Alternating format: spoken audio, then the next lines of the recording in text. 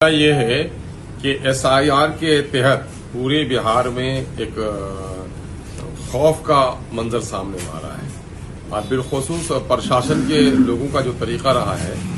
Election commission of India का जो काम करने का अंदाज रहा है, तो ये मुनासिब नहीं रहा है। सुप्रीम कोर्ट ने पहले तो सुझाव दिया था, बाद को निर्णय दिया कि साहब आप आधार कार्ड को भी वैध मान लें, लेकिन इलेक्शन कमीशन ऑफ इंडिया ने कहीं भी नोटिफिकेशन जारी नहीं किया। कोई भी ऑफिसर इसके बारे में खुलकर नहीं बोल रहे हैं। हम लोग को पता चला है कि अभी किशनगंज में 4-5 हजार लोग ऐसे हैं जिनका डॉक्यूमेंटेशन नहीं हो सका है। उसमें ऐसे मशकूक लोग हैं, संदिग्ध लोग भी हैं, जो लोग बांग्लादेश के भी हैं और नेपाल के भी हैं। एक मामला तो ये है, सहानुभूति होनी चाहिए हमारे साथ उनके साथ कि भाई नेपाल से आपने शादी होने दिया, नेपाल के साथ कभी रोक नहीं लगाया, तो नेपाल के बारे में भी स्टैंड क्लियर होना चाहिए कि जिन लोगों के शादी ब्याह हो गए, बाल बच्चे हो गए, उनका मामला क्लियर होना चाहिए। ये कौन सा तरीका है? दूसरा मामला है कि बांग्लादेश को लेकर के इस इलाके को भाजपा के नेता यहां पर सांप्रदायिक माहौल को खराब करने में, पिछले दिनों में ठाकुरगंज में भी कुछ जिम्मेदार लोगों ने इस किस्म की बातें कह दी और बिलखुसूस इसमें निशाना बनाते हैं बांग्ला भाषी मुस्लिम्स को।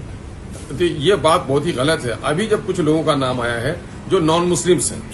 जिन्होंने खुद स्वीकार किया है कि उनके पिता बांग्लादेश से आए थे, लेकिन इसमें जो भाजपा के लोगों का आचरण है वो बिल्कुल डुएल लगता है। डुएल इसलिए लगता है कि ये खबर जब नेशनल मीडिया में चली गई और यहां पर एक जिम्मेदार मीडिया के लोग जब उसके गांव में गए, मीडिया वालों ने उनके साथ जो व्यवहार हुआ है,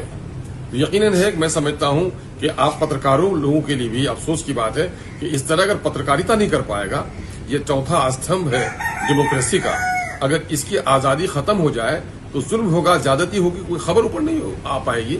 इसलिए जो उनके साथ दुर्व्यवहार हुआ है, मैं उसकी भी निंदा करता हूं, लेकिन मैं भाजपा के लोगों से ये कहना चाहता हूं कि आपका डुएल कैरेक्टर क्यों सामने में आता है? आप पूरा निशाना बनाए के हुए हो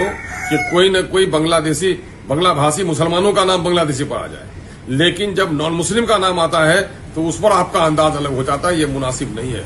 मैं प्रशासन के लोगों से भी मुतालबा करता हूं कि मीडिया के लोगों को, जो मीडिया काम कर रहे हैं सच्चाई के साथ, जो दिग्विजय करते हैं, दलाली करते हैं, उनका जो लोग असर करें,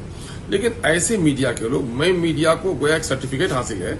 कि उन्होंने अब तक इस अल्प अवधि में जो अपना स्थान प्राप्त किया है और उनकी न्यूज की जो सत्यता है, उनकी जो खोजी पत्रकारिता है और सीमांचल के मुद्दों को नहीं, बिहार के दूसरे मुद्दों को भी, चाहे राजनीतिक मुद्दे हों, उस मामले में जिस तरह से उसने खबरों की छान पटक कर ये किया है, तो मैं समझता हूं बहुत सारे यूट्यूबर्स के लिए वो आइडियल बने हुए हैं। उसके साथ इस तरह से होना ये मुनासिब नहीं है। मैं कह रहा हूं अब भी एसआईआर के तहत अभी बिहार में 2 मामला चल रहा है। इधर एसआईआर की जंग लोग लड़ रहे हैं और दूसरी तरफ